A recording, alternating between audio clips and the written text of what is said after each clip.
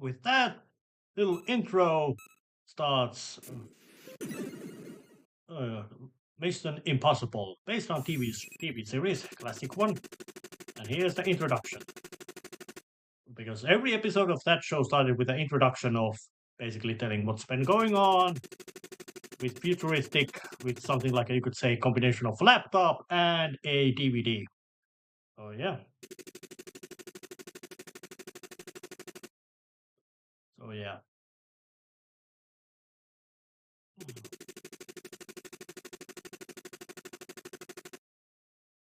Okay, so well.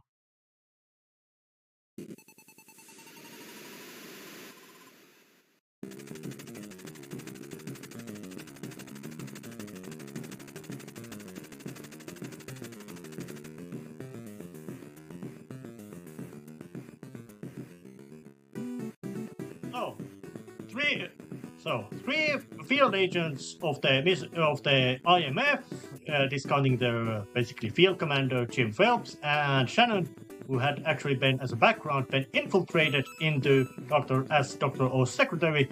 Well, there's been a terrorist that have kidnapped them, so time to go it. And first stage is of course Moscow. It's basically a top-down adventure/action game with 3 agents, and they all do a bit different. Max is slugs around, but he's got a gun, and he's got bombs, which I'm not using. Grant moves fast, he's got gas bomb, which stuns the enemy, and he has to punch enemies. And Nicholas, he's the moderate level of this ranged attack with his boomerang, because hey, he's Australian, and he can use his guys, which makes him basically a little stealthy for a moment. So let's just and all these stages have these little characters walking around, standing around, and when you go to them, they tell you something.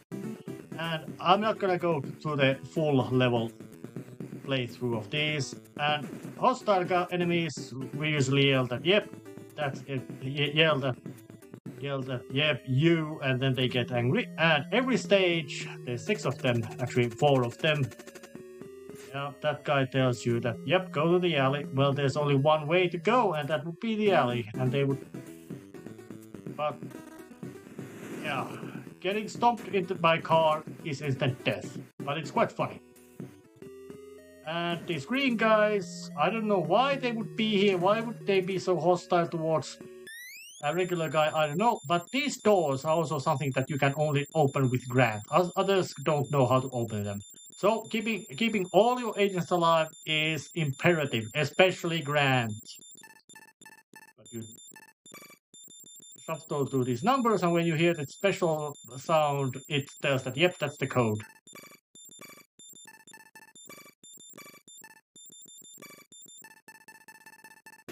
And once you get them open, that's it. And these purple guys, they actually shoot you with gun. That makes them more dangerous than guys with knives. And there would be stairways I can go through, but this would so I would go to B1, see where this location. Well, there's plenty of guys with knives, and this place would actually be where I would need to go. But to get through this place safely, I would need to go. And those guys are also enemies. They charge at you and they keep pushing you around. Meaning, in this location where there's this moving stuff, which is of course instant death pit, going is not that smart idea. And there's of course narrow bridges. enemies popping up. But as an interesting little thing, enemies do not respawn, which I find very gentle thing for player. But that place would be something that it's not wise yet to go there. Besides, I could not go through this place completely. And of course, first aid kits restore health, they do it fully. And this ain't gonna be the full playthrough, as I did say it, but I might show the first episode or stage. Maybe also show some of the funny ways to die in this, but let's just go here. Now that guy looks strange. Is he the guy? Yes, he is the guy. Yeah, thank you. Thanks. No shit, Sherlock. And the pass is needed key item. Now I have the fake IDs, which I need. And here would be the alley where I would need to be going. So let's just make use of. And to get through this game, you need to make use of every agent's abilities. Which usually it means that keep Grant alive and Nicholas as some sort of, you could say, meat shield. And, well, Max, well... And those guys should throw Molotov cocktails at you. Meaning they are very dangerous. They cause massive amounts of damage. And enemies like that, which they tend to be quite unpleasantly common. So there's the back doors, back rooms, whatever you want to call them. And some enemies do hunt you down, start to get shoot happy at you, and others just basically are stationary and do something else. Very recommended to take them all out because, well, you may occasionally have to do trips to back, and then you don't want to get squashed by another enemy. Yeah. But you can also use a little bit of stealth because those patrolling enemies don't start shooting at you before they basically spot you. So you can make use of quite predictable pattern and the fact that they usually go down with one hit. And so you can just basically make some handy trickery of all kinds of settings, and there would be switches. Switches are needed. I personally do have fond memories about this game, despite this game being first stage is, well, it gives you quite good idea about how big these game stages are, which is to say they are huge.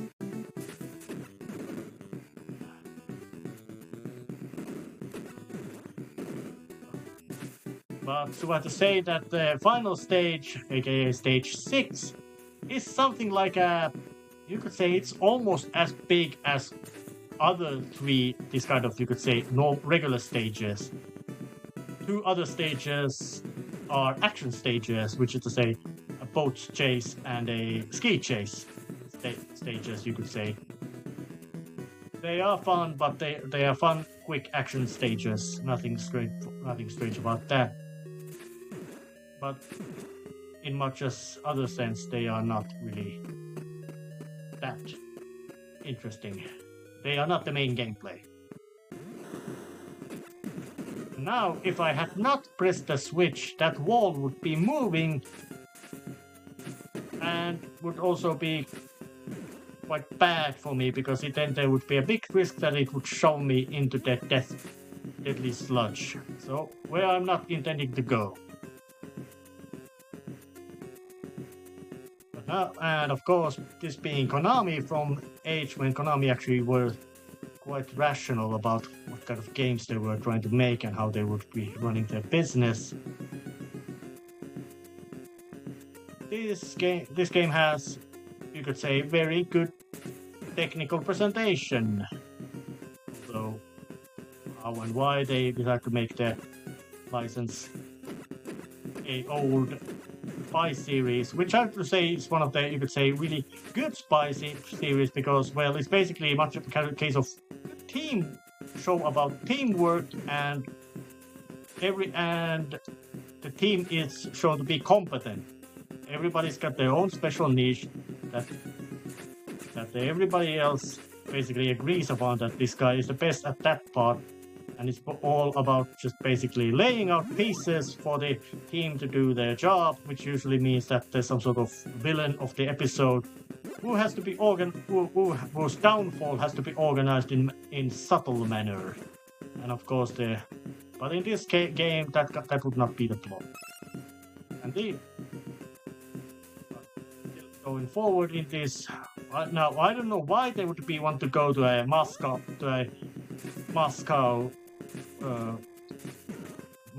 sewage facility is beyond me.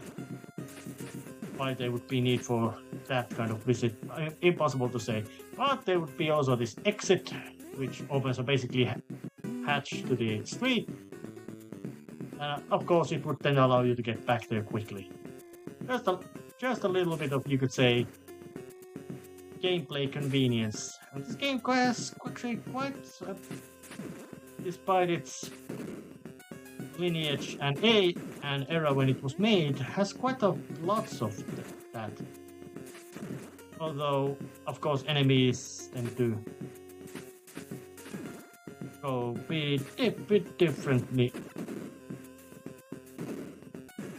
And I would say that the use of the special weapons is not necessarily always that much required. And occasionally Nicholas can you can sometimes wipe out two enemies with either Grant's or Nicholas' attack. Max never does that, but of course the counter to that movie's argument is that yeah, he can actually shoot long distance.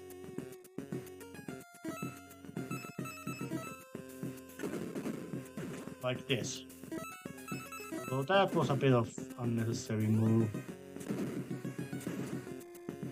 And I made a big mistake. I should not have come here earlier, or at this phase. That should tell you that I am extremely amount of rustiness in this regarding this game. But with return trips with enemies being basically taken care of already, are not that dangerous, because hey, enemies already out. You can just walk back. No hassle, no worry. No worry, no hassle. Or hassle. Okay, that one was a bit of dangerous. And of course there would be bad, dangerous goop going about. But I did clear that path as well. Yeah. You can get to this game stages way more efficiently when you know where to go. Which is to say, first come here, turn to this way and go there, and then there flip the switch. Then instead of going wrong way, that and that.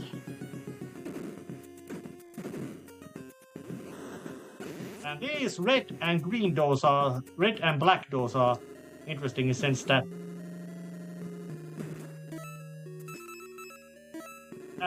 no, the characters don't share hit points, so it might be wise to use tanks. And don't touch those walls, they are spiky.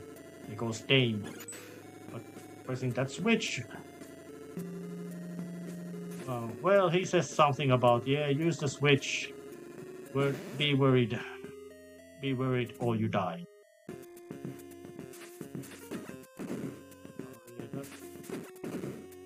And sometimes when you can get the attack from the unexpected angles, you get to cause some effectively defeat the foes, enemies with impunity.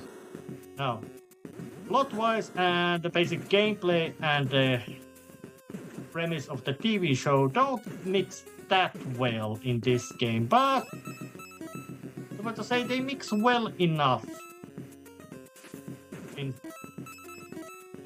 As in you have to... The emphasis is much more about knowing where to go and what to do than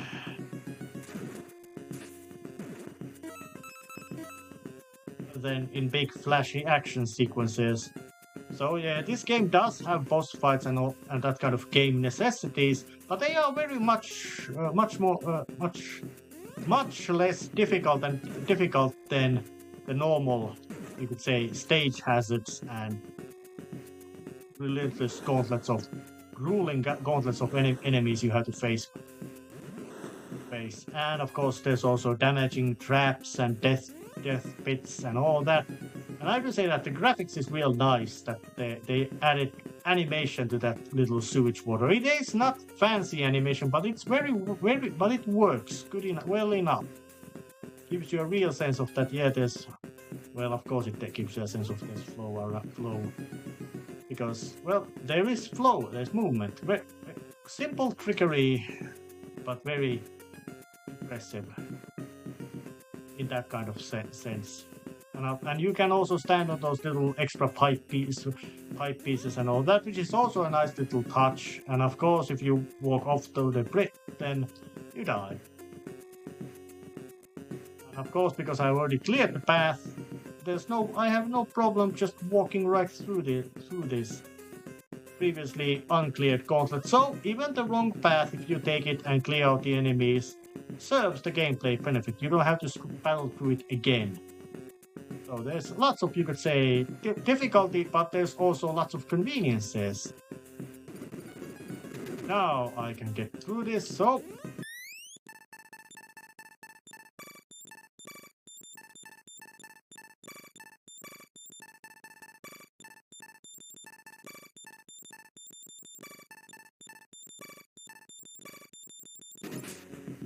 Oh, now I got through that, and now this would be the final phase of this stage. You could say, a heat plant or power plant phase, and there would be a new set of hazards in this place. Lots of them, all kinds of them. Those hazards in those rooms were, you could say, they were the...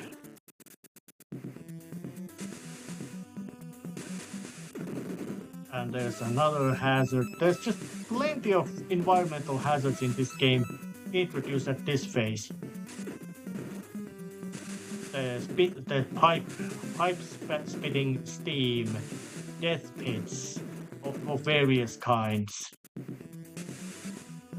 And in here, well,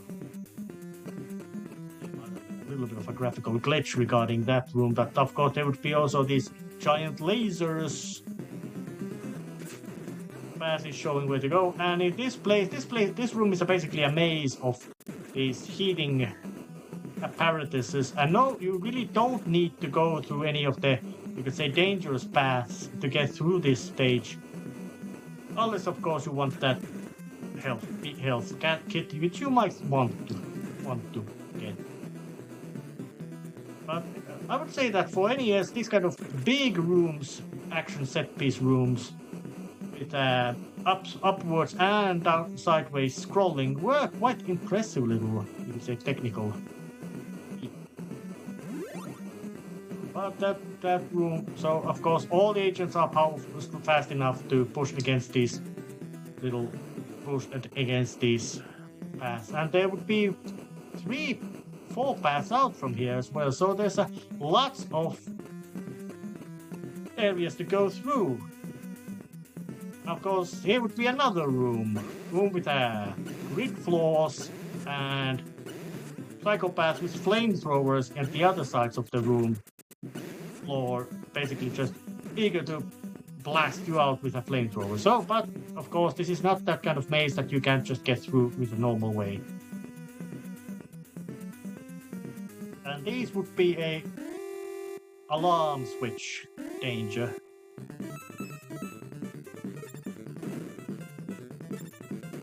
And those enemies are called iron claws. They're dangerous. But this floor causes electric shocks. So the basic trick would be that you would want to find the switch to turn it off, but I just decided to tank through that. Because why the hell would I not just tank through hazard I can tank through? But it's still a quite dangerous hazard, so you better know what you want to do about it. That if you tank it, be committed to it. And get your business done right away.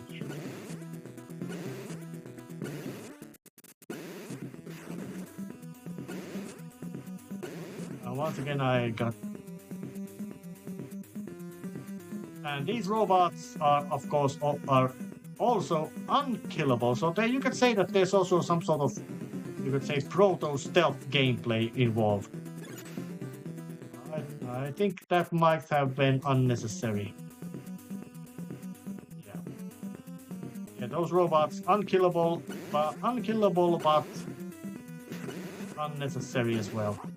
So, but there's basically 3 kinds of little extra switches that you would need to turn off. There's there was the optional one of power about the floor. Then there's the robot arm, and then there would be and there's a third one called flood. And basically, when all these dangers have been shut off, you can then get to the boss. But of course, one of those dangers you can't shut off. Because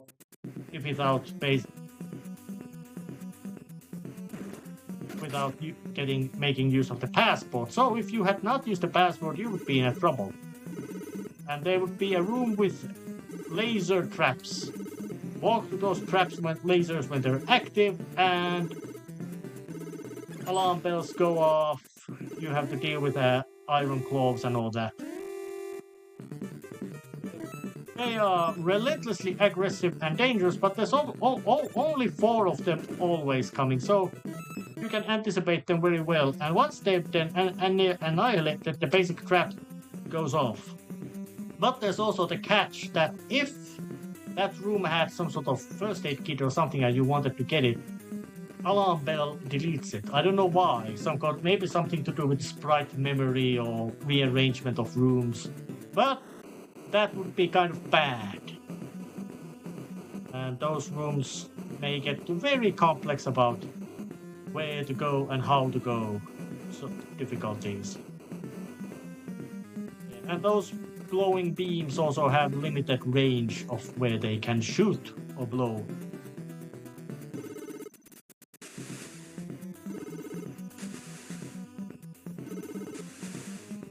Yeah, just another of these rooms. Oh, damn, bells are blaring again. Oh, but now they are stuck beneath the trap. No, enemies are immune to the environmental hazards like these traps, but they are not immune to things like, they can't just get through them or don't know how to get through them. So that solved that problem quite handily.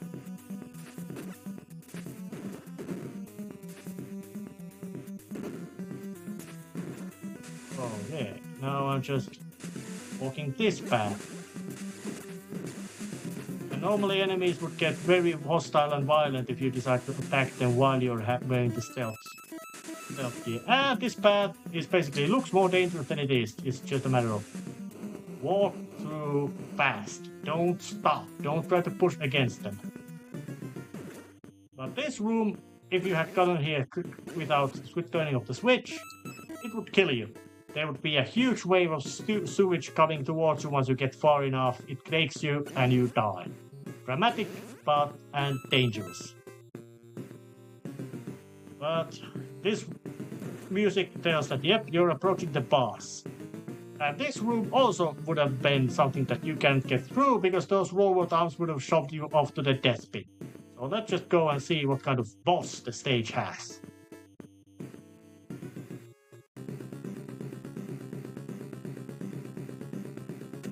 Looks like a guy. Oh.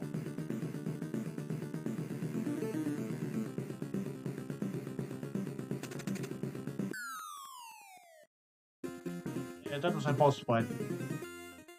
And he even tells us that, yep, go to Venice. Yeah, and after every stage you get this kind of little cutscene to show you where to go.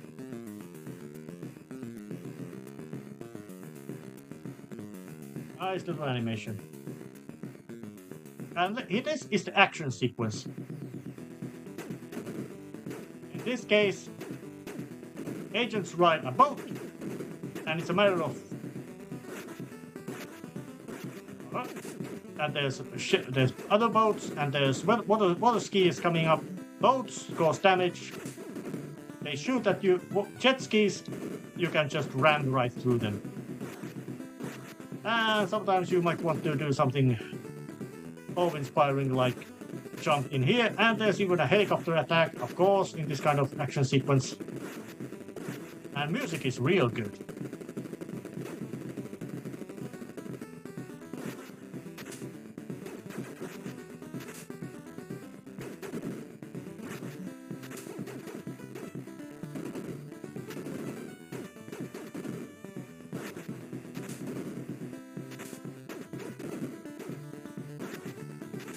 But you can say that this is very arcade-style shooter, and got right through it. Yeah, why there would need to be a boat chase, I don't know. But this would be the Venice Temple, where you can say that this is the phase where the game takes officially the kid gloves off. Although it looks like more like a massive church, if anything. But let's just now show how it looks like when Agent dies. As I finish her.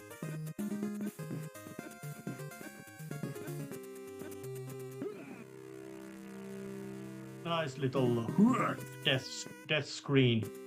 But that would have been very much the game over for this stage, because without Grant getting through this is very difficult, and this is mercilessly hard stage. But still, I'm not gonna show the full game, but so to say, this game, I have very fond memories of this game, and this game is very good.